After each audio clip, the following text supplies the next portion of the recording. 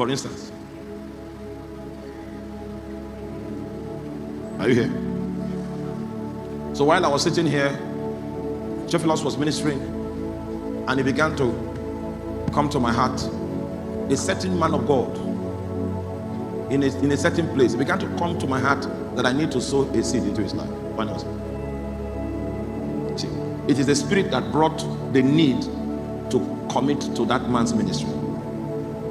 So if I commit to the man's ministry, I am responding to something that the Spirit of God propelled in my heart. So that obedience is a commitment to the Spirit. Are you with me? You're not with me. It's a commitment. The Bible says that those that sow into the Spirit will of the Spirit reap life. The scriptures also say those that sow into the flesh will of the flesh reap what? Corruption. So there are two options of what you can get if you decide to follow this principle. It might still be taken out of your substance, but you see, the question is, who are you obeying? Because even if I was not led and I give a man of God a gift, at least I have assurance of 30-fold return. Are you with me? 30-fold. So the least I can get just doing good to someone that God is interested in is a 30-fold benefit. And this 30-fold benefit doesn't necessarily need to be financial, but it's a law, just like we have the law of gravity. Once if I jump up now, there is no other direction that I will fall back but to the ground because of the law of gravity. So if I decide to sow a seed and I was not led, but I just sowed a seed to someone that God is interested in, according to the law, there is a measure of life I'm going to reap because of that response. But if it happens to be that it's the Spirit of God that led me, I am entitled to a 100-fold return because it is a law. It is available in the realm of the Spirit, and I have engaged it, and His faithfulness will play out in my life. Now, you may not know how critical it is, but when you decide to offer a sacrifice, you are engaging a law. And that was why it was impossible for God not to respond to Noah, because Noah was intelligent enough to know that in the realm of the Spirit there are laws, and he played into one of the laws, which is the law of sacrifice.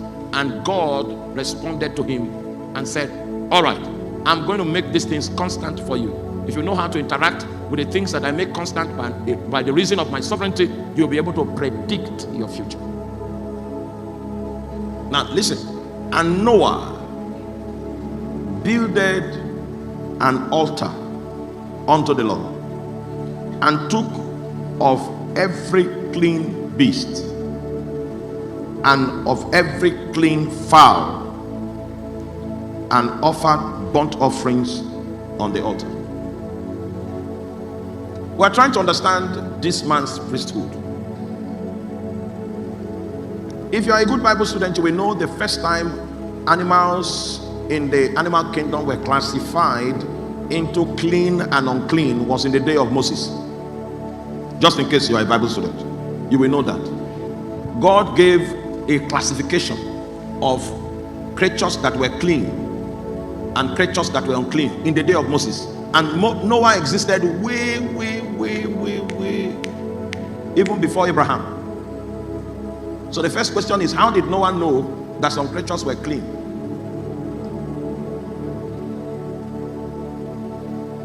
Okay, there's no answer. How did Noah know that some creatures were classified as clean? Because the chart that ultimately came through the ministry of Moses was not yet available. First question. Okay, let me reduce it. You can't understand me, so let's forget about this scripture. We'll go to the one you can understand. It seems you don't like the Bible.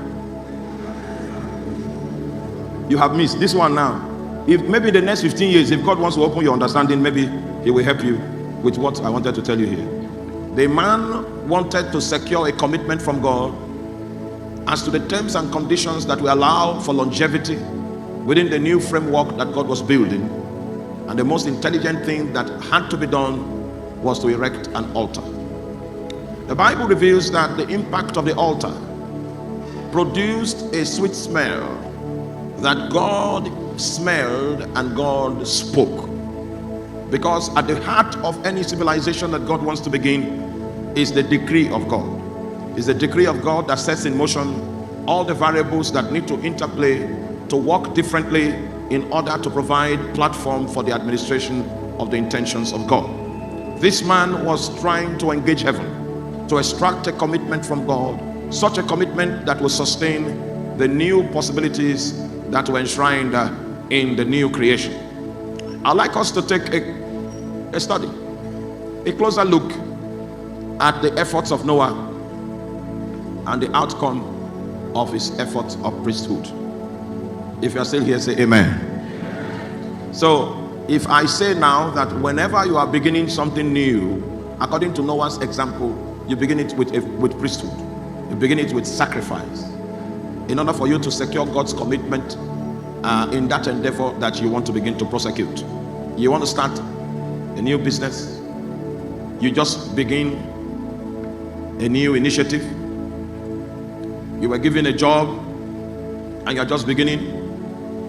You just started marriage.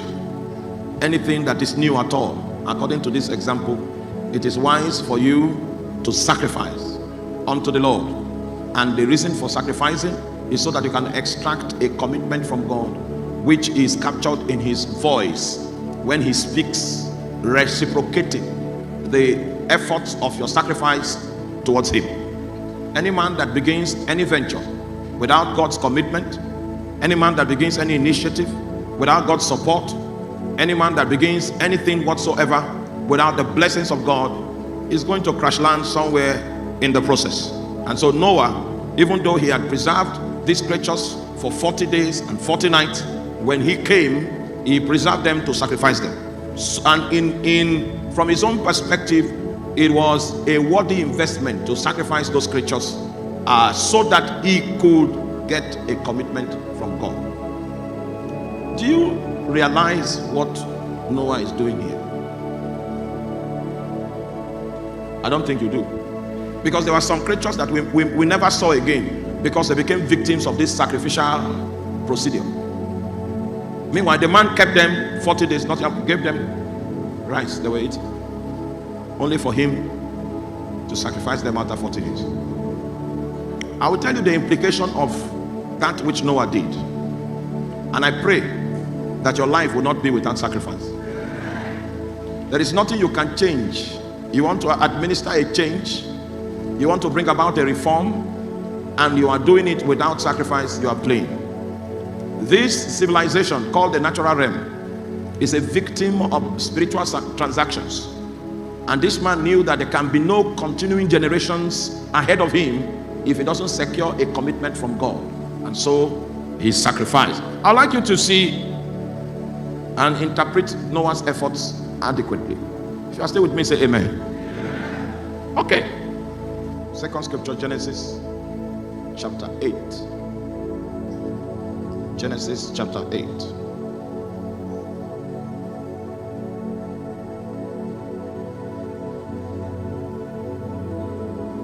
From verse 20.